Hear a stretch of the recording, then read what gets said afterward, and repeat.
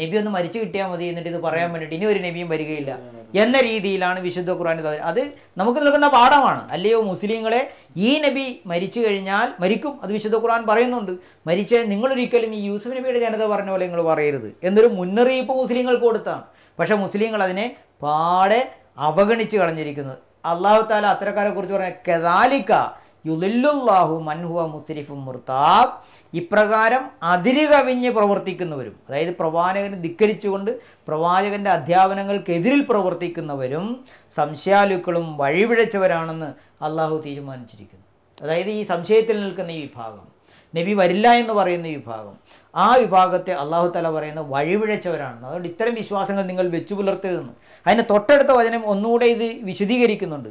അല്ലദീന യുജാദിലൂന ഫി ആയാത്തില്ലാഹി ബിഗൈരി സുൽത്താനിൻ അതാഹും കബ്റ മഖ്തൻ ഇൻദല്ലാഹി വ ഇൻദല്ലദീന ആമനു കദാലിക യത്ബഉല്ലാഹു അലാ കുല്ലി ഖൽബി മുതകബ്ബിരിൻ ജബ്ബാർ എന്നും വിശുദ്ധ ഖുർആൻ. അതായത് തങ്ങൾക്ക് വന്നു കിട്ടിയ ഒരു പ്രമാണവും കൂടാതെ അള്ളാഹുവിൻ്റെ ദൃഷ്ടാന്തങ്ങളുടെ കാര്യത്തിൽ കുതർക്കം ചെയ്യുന്നവരാണവർ.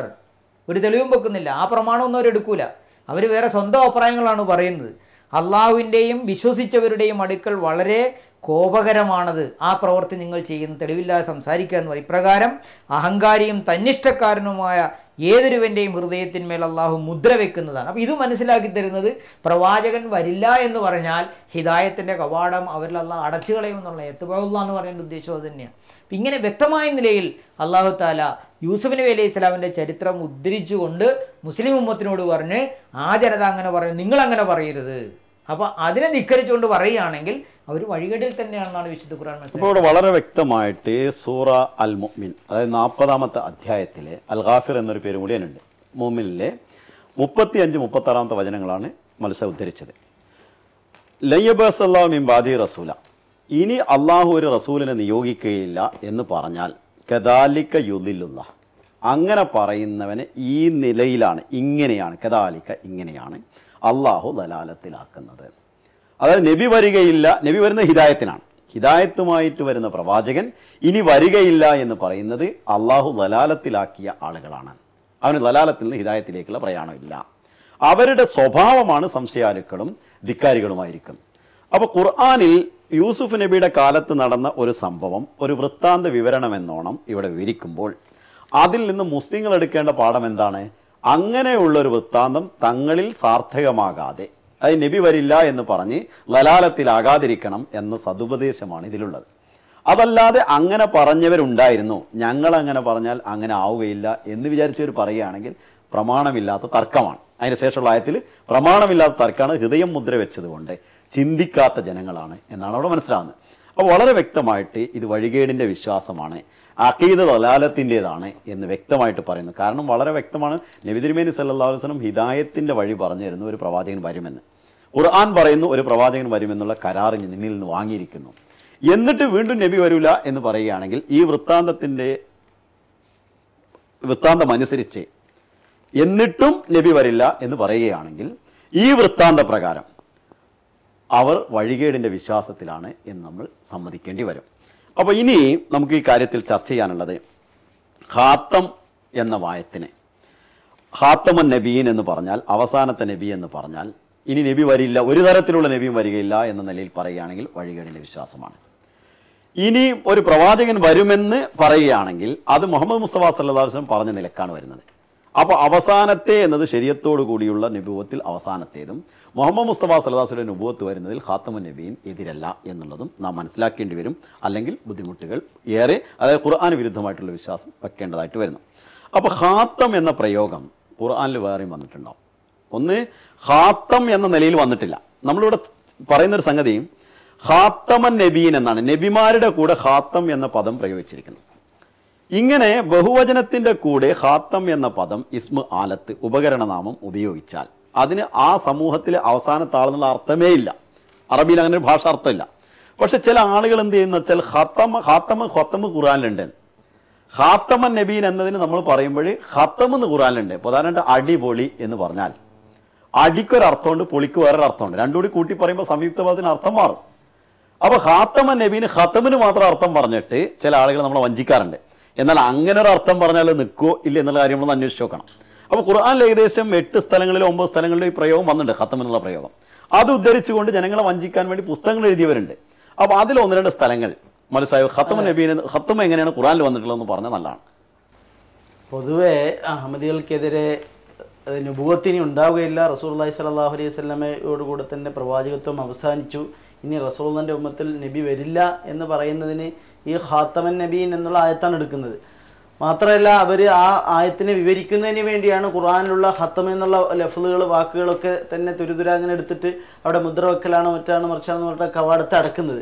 എന്നാൽ വിശുദ്ധ ഖുർആനിൽ ഇത് പ്രയോഗിച്ചത് എങ്ങനെയാണെന്ന് പറഞ്ഞാൽ ഖത്തമല്ലാഹു അലാ ഖുലൂബിഹിം വഅലാ സംഇഹിം വഅലാ അബ്സാരിഹിം ഗിശാവത്തുൻ, അള്ളാഹു അവരുടെ ഹൃദയങ്ങളിലും അവരുടെ കാതുകളിലും അവരുടെ കണ്ണുകൾക്കും അള്ളാഹു മൂടി വെച്ചിരിക്കുന്നു, മുദ്ര വെച്ചിരിക്കുന്നു. ഗിശാവത്തിനൊരു മൂടി. ഇവിടെ ഖത്തമ മുദ്ര വെച്ചു എന്നുള്ള അർത്ഥത്തിലാണ് ഉപയോഗിച്ചിരിക്കുന്നത്. ഇത് സൂറത്തുൽ ബഖറയിലെ 8-ാമത്തെ ആയത്താണ്.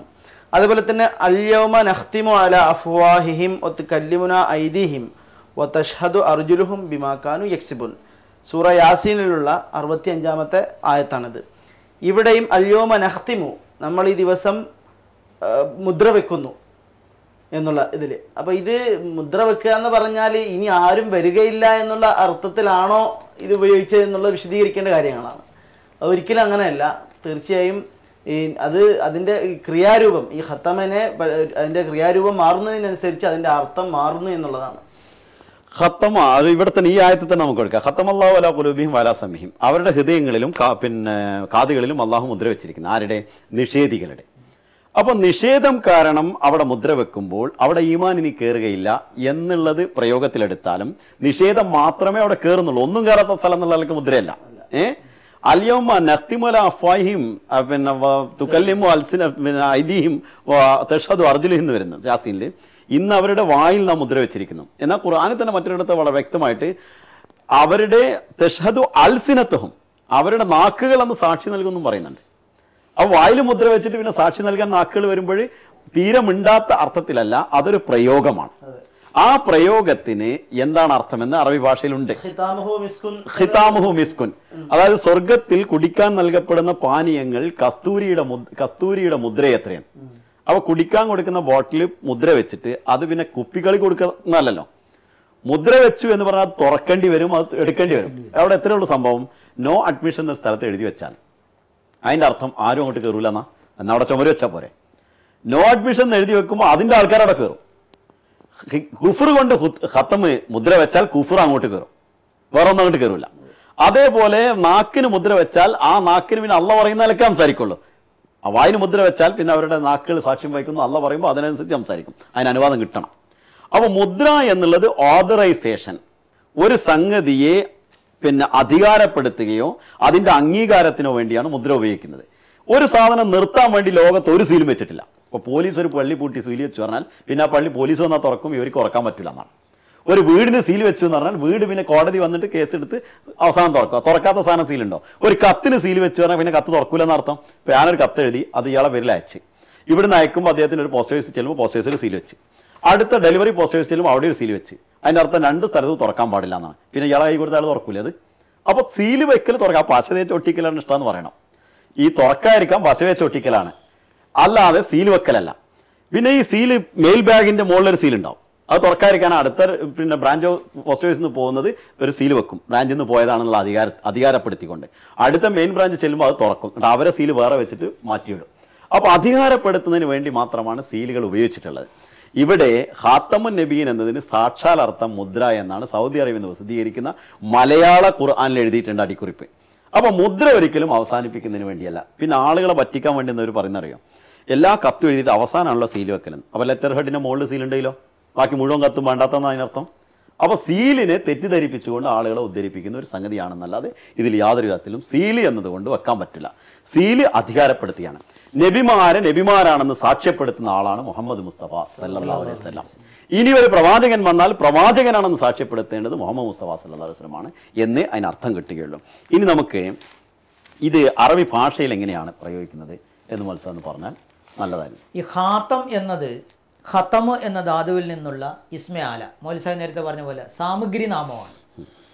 അതായത് മുദ്ര വെക്കാനുള്ള ഉപകരണം എന്നാണ് അതിൻ്റെ അർത്ഥം. ഈ ഇസ്മെ ആല എന്ന് പറയുന്നത് വളരെ പ്രധാനപ്പെട്ട ഒന്നാണ്. ഇപ്പം ഞാൻ ഓർക്കുന്ന ഒരു ദർസിൽ ഒരു മൗലവിയായിട്ട് സംസാരിക്കാൻ ഞാൻ പോയി, ഒരു അഹമ്മദി സഹോദരനുമായിട്ടാണ് പോയത്. പോകുമ്പോൾ തന്നെ ഞാൻ പറഞ്ഞു, ഞാൻ മൗലവിയാണെന്ന് അദ്ദേഹത്തോട് പറയണ്ട, താങ്കൾ തന്നെ സംസാരിച്ചാൽ മതിയെന്ന്. അങ്ങനെ സംസാരം തുടങ്ങി. 5 കുട്ടികളുണ്ട് ഈ ദർസ് എടുക്കുന്ന മുദരിസിൻ്റെ ചുറ്റും. അപ്പോൾ സംസാരം തുടങ്ങിയപ്പോഴത്തേക്ക് ഖാത്തമുൻ നബീൻ്റെ പ്രശ്നം വന്നപ്പോൾ അന്ത്യപ്രവാചകൻ എന്നർത്ഥം വെച്ചു, അവസാനത്തെ പ്രവാചകൻ. അപ്പോൾ ഞാൻ ഒന്നും മിണ്ടില്ല, ഞാൻ അവിടെ ചാരിയിരിക്കുകയായിരുന്നു. ഞാൻ അദ്ദേഹത്തിനോട് ചോദിച്ചു, മൗലവി സാഹിബേ അത് ഇസ്മെ ആലയല്ലേ എന്ന് ചോദിക്കുകയും ഈ പണ്ഡിതൻ ചാടി എഴുന്നേറ്റിട്ട് ആ അഹമ്മദി സഹോദരനെയും എന്നെയും തള്ളി ഉന്തി പുറത്തു കൊണ്ട് വിടുക ചെയ്തത്. എന്നിട്ട് ഈ പിള്ളേർ ഞങ്ങളുടെ പുറകെ വന്നിട്ട് ഞങ്ങൾ അവിടെ നിന്ന് ബസ് കയറ്റി വിട്ടു. അപ്പോൾ ഈ ഇസ്മെ ആലത്തിന് അത്ര ശക്തിയുണ്ടെന്നാണ് ഈ പറഞ്ഞത്. കാരണം ഇസ്മെ ആലം എന്ന് പറഞ്ഞാൽ സാമഗ്രി നാമമാണ്, അന്ത്യൻ എന്നുള്ള അർത്ഥത്തിന് ഉദിക്കുന്നതേ ഇല്ല. ഇതിൻ്റെ അടിസ്ഥാനത്തിലാണ് ആ പണ്ഡിതന് മനസ്സിലായി ഞാനിവിടെ നിന്ന് ഇസ്മെ ആല എന്ന് വെച്ചാൽ, കാരണം പിള്ളേരുടെ മുമ്പിൽ വെള്ളം കുടിക്കേണ്ടതായിട്ട് വരും. അതുകൊണ്ടാണ് ഈ പണ്ഡിതൻ ചാടി എഴുന്നേൽക്കുകയും മറ്റുള്ളവരെ പ്രേരിപ്പിച്ച് വിട്ടിട്ട് ഞങ്ങളെ ബസ് കയറ്റി വിടുകയും ചെയ്തു. അവിടെ നിർത്താൻ പോകുന്ന വെച്ചാൽ, അപ്പോൾ തായ്ക്ക് ഇകാരത്തോടു കൂടി ഇനി ഖാത്തിം എന്നായാൽ അതിന് മുദ്രയെന്നും മുദ്ര വെക്കുന്നവൻ എന്നും അർത്ഥമാകും. പിന്നെ മോതിരത്തിനും ഖാത്തം എന്ന് പറയും ഭാഷ നമ്മൾ നോക്കിക്കഴിഞ്ഞാൽ. അപ്പോൾ ഇതിൻ്റെ അടിസ്ഥാനത്തിൽ ഖാത്തമുൻ നബീൻ, ഇത് ഖാത്തം എന്ന പദം ഈ അന്നബീൻ എന്നുള്ള ആ ജമുവായിട്ട് വരുന്നത് കൊണ്ട് ആ നബിമാരുടെ മുദ്ര എന്ന അർത്ഥത്തിൽ മാത്രമേ ഉപയോഗിക്കാൻ പറ്റുകയുള്ളൂ. ഇത് ഹദീസിലും ഈ പ്രയോഗം വന്നിട്ടുണ്ട്, ഖാത്തം എന്നുള്ളത്. റസൂലുള്ളാഹി സ്വല്ലല്ലാഹു അലൈഹി വസല്ലം ഹസ്രത്ത് അബ്ബാസ് റളിയല്ലാഹു അൻഹുവിനോട് പറയുകയുണ്ടായി, അന്ത ഖാത്തമൽ മുഹാജിരീന ഫിൽ ഹിജ്റത്തി കമാ അന ഖാത്തമൻ നബിയീന ഫിൻ നുബുവത്തി. താങ്കൾ, അതായത് അബ്ബാസ് റളിയല്ലാഹു അൻഹു പറയുന്നത്, താങ്കൾ മുഹാജിരീങ്ങളിൽ ഖാത്തമാണ്, ഏതുപോലെ കമാ അന ഖാത്തമൻ നബിയീന ഫിൻ നുബുവത്തി, നുബുവത്തിൽ ഞാൻ ഏതുപോലെ ഖാത്തമാണോ അതേപോലെ താങ്കൾ മുഹാജിരിങ്ങൾ ഹിജ്റത്ത് ചെയ്ത് വന്നവരിൽ താങ്കൾ ഖാത്തമാണെന്ന് പറയുകയാണ്. അവിടെ മറ്റൊരു അർത്ഥം വരുന്നത് ശ്രേഷ്ഠൻ എന്നുള്ളതാണ്. അത് മാത്രമേ നമുക്ക് വയ്ക്കാൻ പറ്റില്ല. അതായത് ഹിജ്റ ഇല്ലാതെ മറ്റാരും ഹിജ്റയില്ല എന്ന് പറയാൻ പറ്റില്ലല്ലോ. ഇത് പിന്നെ ഒരു സംഗതിയോടെ വരുന്നത് ഖാത്തം എന്നുള്ള പദത്തിൻ്റെ പ്രയോഗമാണ്. അപ്പോൾ ഖാത്തം എന്നത് തായുടെ അകാരത്തോടു കൂടിയാണ് അത് ഖാത്തം എന്നാണ് വന്നിട്ടുള്ളത്. ഇപ്പോൾ ഒരു പിന്നെ പ്രസിദ്ധീകരിച്ചൊരു ഖുർആൻ ഞാൻ കണ്ടത് ഖാത്തം എന്നെഴുതിയിട്ട് അടിയിൽ തീന്നുകൂടി എഴുതിയിരിക്കണം. അപ്പോൾ അത് വായിച്ചാൽ ഖാത്തത്തി എന്ന് വായിക്കേണ്ടി വരും. അതായത് ഒറ്റയാണോ ഇരട്ടയാണോ എന്ന് ചോദിച്ചാൽ ഒരട്ട എന്ന് പറയും പോലെയാണ്. ഖാത്തം എന്നുള്ള പ്രയോഗത്തിന് ഖാത്തി എന്നൊരു ഖിറാത്തുണ്ട്, അങ്ങനെ ഒരു പാരായണ മുറയുണ്ട് എന്ന് പറഞ്ഞിട്ടാണ് അവസാനിപ്പിക്കുന്നത്. അത് എനിക്കിവിടെ പറയാനുള്ള സംഗതിയുണ്ട്. അവസാനിപ്പിക്കുന്നത് എന്നുള്ള അർത്ഥം എടുത്താലും ഈസാ നബിനെ റസൂലുള്ളാഹി സ്വല്ലല്ലാഹു അലൈഹി വസല്ലം ഒരു വിധത്തിലും അവസാനിപ്പിക്കണില്ല. ശാരീരികമായിട്ടാണെങ്കിൽ ഈസാ നബി മുഹമ്മദ് സല്ലല്ലാഹു അലൈഹി വസല്ലം വരുമ്പോൾ ഈസാ നബി അവിടെ ഉണ്ട്, മുഹമ്മദ് സല്ലല്ലാഹു അലൈഹി വസല്ലം പോകുമ്പോഴും അവിടെ ഉണ്ട്. അപ്പോൾ അതിനെ അവസാനിപ്പിച്ചിട്ടില്ല. മറ്റൊന്ന് ദൗത്യത്തിൻ്റെ കാര്യത്തിലാണെങ്കിൽ ഈസാ നബിയുടെ ദൗത്യത്തിന് മുമ്പുണ്ടായിരുന്നു. ഈ മുഹമ്മദ് സല്ലല്ലാഹു അലൈഹി വസല്ലം വരുമ്പോൾ മുഹമ്മദ് സല്ലല്ലാഹു അലൈഹി വസല്ലം ദൗത്യം, രണ്ടാമത് ഈസാ നബി വന്ന് തൻ്റെ ദൗത്യം, പിന്നെ തൻ്റെ ദൗത്യം റസൂലുള്ളാഹിന്റെ ദൗത്യം എന്നാണ് പറയുന്നത്. അതന്നെയാണെങ്കിലും അദ്ദേഹം ദൗത്യം പ്രഖ്യാപിച്ചുകൊണ്ട് വീണ്ടും വരികയാണ്. അപ്പോൾ ശാരീരികമായിട്ടും ആത്മീയമായിട്ടും ഈസാ നബിനെ അവസാനിപ്പിച്ചിട്ടില്ല എന്ന വിശ്വാസമാണ് മറ്റുള്ളവർക്കുള്ളത്.